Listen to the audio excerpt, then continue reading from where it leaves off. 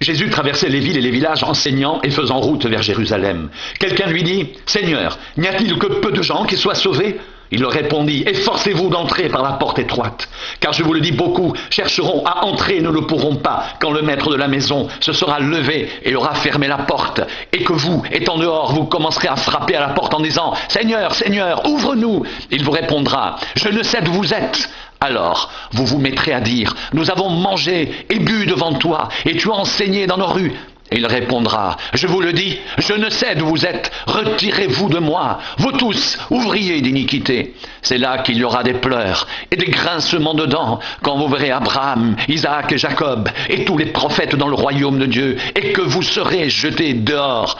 Il en viendra de l'Orient et de l'Occident, du Nord et du Midi, ils se mettront à table dans le royaume de Dieu, et voici, il y en a des derniers qui seront les premiers, et des premiers qui seront les derniers. Ce même jour, quelques pharisiens vinrent lui dire, « Va-t'en, pars d'ici, car Hérode veut te tuer. » Il leur répondit, « Allez, et dites à ce renard, voici, je chasse des démons, et je fais des guérisons, aujourd'hui et demain, et le troisième jour j'aurai fini, mais il faut que je marche aujourd'hui, demain et le jour suivant, car il ne convient pas qu'un prophète périsse hors de Jérusalem. Jérusalem, Jérusalem, qui tue les prophètes, et qui lapide ceux qui te sont envoyés. Combien de fois ai-je voulu rassembler des enfants, comme une poule rassemble sa couvée sous ses ailes, et vous ne l'avez pas voulu. Voici, votre maison vous sera laissée déserte. Mais, je vous le dis, vous ne me verrez plus, jusqu'à ce que vous disiez, « Béni soit celui qui vient au nom du Seigneur. » De grandes foules faisaient route avec Jésus. Il se retourna et leur dit, « Si quelqu'un vient à moi, sans me préférer à son père, à sa mère, à sa femme, à ses enfants, à ses frères et à ses sœurs, et même à sa propre vie, il ne peut être mon disciple. Et quiconque ne porte pas sa croix et ne me suit pas, ne peut être mon disciple. Car lequel de vous, s'il veut bâtir une tour, ne s'assied d'abord pour calculer la dépense et voir s'il a de quoi la terminer, de peur qu'après avoir posé des fondements, il ne puisse l'achever, et que tous ceux qui le verront ne se mettent à le railler en disant, « Cet homme a commencé à bâtir et il n'a pu achever. » Ou quel roi, s'il va faire la guerre à un autre roi, ne s'assied d'abord pour examiner s'il peut avec 10 000 hommes marcher à la rencontre de celui qui vient l'attaquer avec 20 000. S'il ne le peut, tandis que cet autre roi est encore loin, il lui envoie une ambassade pour demander la paix. Ainsi donc, quiconque d'entre vous ne renonce pas à tout ce qu'il possède ne peut être mon disciple. Le sel est une bonne chose, mais si le sel perd sa saveur, avec quoi l'assaisonnera-t-on? Il n'est bon ni pour la terre, ni pour le fumier. On le jette dehors. Que celui qui a des oreilles pour entendre, entende. » Tous les publicains et les gens de mauvaise vie s'approchaient de Jésus pour l'entendre. Et les pharisiens et les scribes murmuraient, disant, « Cet homme accueille des gens de mauvaise vie et mange avec eux. » Mais il leur dit cette parabole, « Lequel d'entre vous, s'il a 100 brebis, et qu'il en perde une, ne laisse les 99 autres dans le désert, pour aller à la recherche de celle qui est perdue, jusqu'à ce qu'il la trouve ? Lorsqu'il l'a trouvée, il la met avec joie sur ses épaules, et de retour à la maison, il appelle ses amis et ses voisins et leur dit, « Réjouissez-vous avec moi, car j'ai trouvé ma brebis qui était perdue. » De même, je vous le dis, il y aura plus de joie dans le ciel pour un seul pécheur qui se repent que pour 99 justes qui n'ont pas besoin de repentance.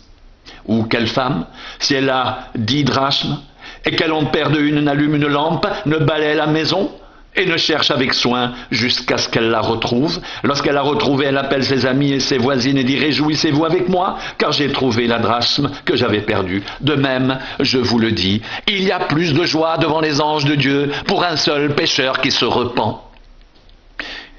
Il dit encore, un homme avait 2 fils. Le plus jeune dit à son père, « Mon père, donne-moi la part de bien qui doit me revenir. » Et le père leur partagea son bien. Peu de jours après, le plus jeune fils, ayant tout ramassé, partit pour un pays éloigné, où il dissipa son bien en vivant dans la débauche. Lorsqu'il eut tout dépensé, une grande famine survint dans ce pays, et il commença à se trouver dans le besoin. Il alla se mettre au service d'un des habitants du pays, qui l'envoya dans ses champs garder les pourceaux. Il aurait bien voulu se rassasier des carouges que mangeaient les pourceaux, mais personne ne lui en donnait. Étant rentré en lui-même, il dit, « Combien d'ouvriers chez mon père ont du pain en abondance, et moi ici, je meurs de faim. » je me lèverai, j'irai vers mon père, et je lui dirai, mon père, j'ai péché contre le ciel et contre toi. Je ne suis plus digne d'être appelé ton fils, traite-moi comme l'un de tes ouvriers. Et il se leva et alla vers son père. Comme il était encore loin, son père le vit et fut ému de compassion. Il courut se jeter à son cou et l'embrassa. Le fils lui dit, mon père, j'ai péché contre le ciel et contre toi. Je ne suis plus digne d'être appelé ton fils. Mais le père dit à ses serviteurs, apportez vite la plus belle robe, revêtez-le, mettez-lui un anneau au doigt et des souliers aux pieds. Amenez le veau gras et tuez-le, mangeons, réjouissons-nous, car mon fils, que voici, était mort, et il est revenu à la vie, il était perdu, et il est retrouvé. Et ils commencèrent à se réjouir. Or, le fils aîné était dans les champs. Lorsqu'il revint et approcha de la maison, il entendit la musique et les danses. Il appela un des serviteurs et lui demanda ce que c'était.